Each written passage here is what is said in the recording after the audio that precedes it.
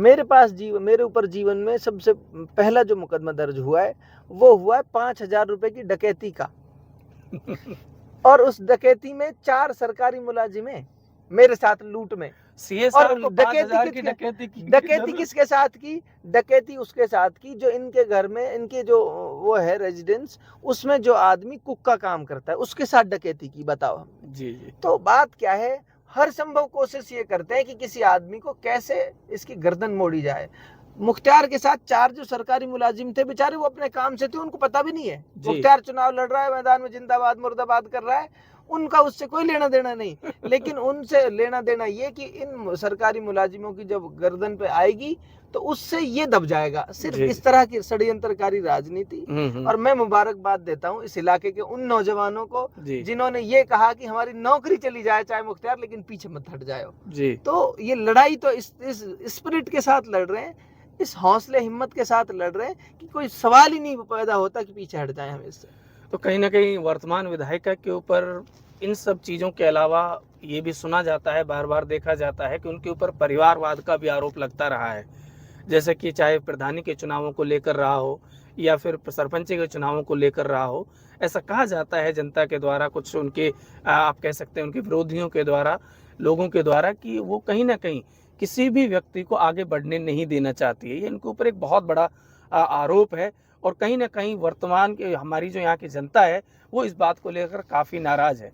और मुझे भी ऐसा लगता है कि कहीं ना कहीं युवा चेहरा जो है कामा विधानसभा से इस बार, पहले कभी भी इतने युवा चेहरा मैदान में नहीं थे जितने अब की बार हैं।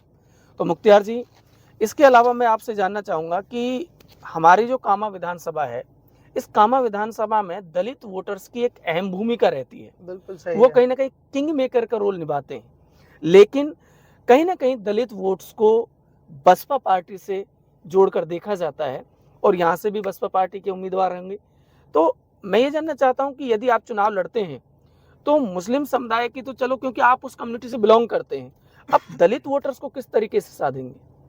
मैं जो हमारे राजनीतिक बुनियादी उसूल हैं, जो हमारे फंडामेंटल ऑब्जेक्टिव्स हैं, उन ऑब्जेक्टिव का हिस्सा ही ये है कि हम जात के नाम पर, धर्म के नाम पर, किसी और डिस्क्रिमिनेशन के नाम पर कोई बात नहीं करेंगे। वोटर हमारे लिए सारा इक्वल है।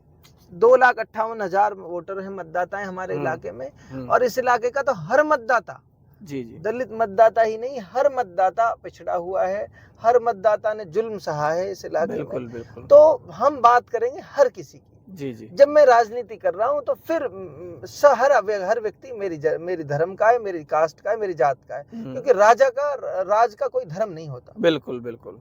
तो मैं हर व्यक्ति को मेरी नजर है।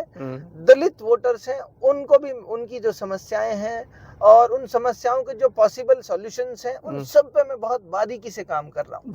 समझने की कोशिश कर रहा हूँ हर रोज कि किस व्यक्ति को किस तरीके से मुख्य धारा में लेके आना है, किस व्यक्ति की जो समस्याएं हैं उनको किस तरह एड्रेस करना है। तो हर तबके के साथ, और आपको बहुत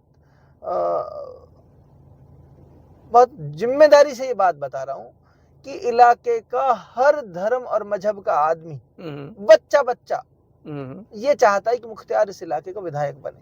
बिल्कुल, कहीं ना कहीं युवा चेहरा के लिए कहीं ना कहीं हर जगह इस बार ये देखा गया है कि किसी भी विधानसभा में, जैसे हम भी कभी हर विधानसभा में जा रहे हैं, तो कहीं ना कहीं युवा चेहराओं को लेकर लोग काफ़ी उत्साहित हैं। यदि हम नगर विधानसभा की बात करें तो वहाँ के वर्तमान विधायक भी युवा हैं, तो उनके प्रति भी लोगों का कहीं ना कहीं भावनात्मक संबंध जो है काफ़ी मजबूत है। और कामा विधानसभा में भी हमने जितने सर्वे किए हैं, जितने लोगों से बात की है, तो कहीं ना कहीं वो भी सत्ता परिवर्तन चाहते हैं। वो भी चाहते हैं कि कोई ना कोई युवा चेहरा यहाँ पर आए जो विकास कर सके। और इस क्षेत्र को देख के लगता है कि वास्तविकता में कामा विधानसभा में विकास की सख्त ज़रूरत है। और मैं तो आपसे ये गुजारिश करूँगा, जो भी विधायक बने, अगला विधायक बने, वो कामा विधानसभा में एक औद्योगिक क्षेत्र स्थापित करवाने की कोशिश करे और साथ ही में यहाँ पर शिक्षा के क्षेत्र में काम करे, क्योंकि इन दो चीज़ों की बेहद सख्त ज़रूरत है इन दोनों विधानसभा क्षेत्रों को। तो मुख्तियार जी, आपने हमें समय दिया, इसके लिए आपका बहुत बहुत आभार। और हम चाहते हैं कि हमारी शुभकामनाएं आपके साथ हैं कि आपकी मेहनत को जनता स्वीकारे और आपको एक बार और दोबारा आपको एक जनता की सेवा का मौका दिया जाए। बहुत बहुत शुक्रिया। आप मीडिया के साथी भी बहुत बड़ी ताकत हैं आज जमाने में, बदलते इस दौर में जी हमारी आवाज, हमारी बात लोगों तक पहुंचाने में मीडिया का भी बहुत अहम रोल है। जी और आप साथियों से निरंतर इलाके की आवाज लोगों तक पहुंचाते रहें। आप सबका भी बहुत बहुत शुक्रिया। आपके दर्शकों का भी बहुत बहुत शुक्रिया अदा करना चाहता हूं। और अंततः ये कहना चाहता हूं कि कामा मुख्तार को अगर चुनेगा तो राजस्थान की 1 नंबर की विधानसभा होगी, जो काम के लिहाज से और डेवलपमेंट के लिहाज से होगी। तो ये इस लास्ट आश्वासन के साथ मैं आप सब साथियों से भी बता चाहता हूँ। जय हिंद, जय भारत।